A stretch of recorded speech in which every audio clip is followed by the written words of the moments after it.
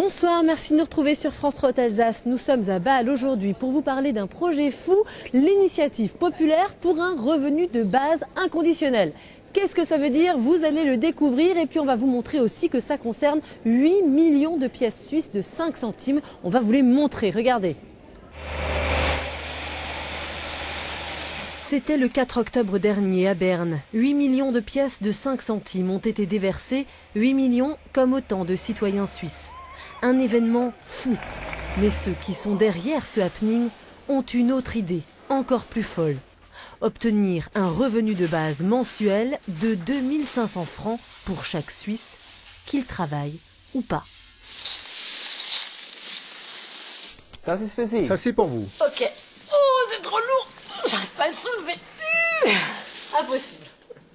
Et pourquoi est-ce que vous me donnez ça? Je pense que vous avez besoin d'argent, non? Et sans condition, et c'est pour cela que je vous le donne et je n'attends rien en retour. Et toute l'idée est là, obtenir un revenu, pas un salaire, pour ne plus avoir à travailler pour de l'argent, mais pour vivre dignement, et impulser un nouveau modèle économique. Utopique? Non, très sérieux. Une pétition de 100 000 signatures a été déposée en octobre devant la chancellerie fédérale et devrait aboutir à une votation.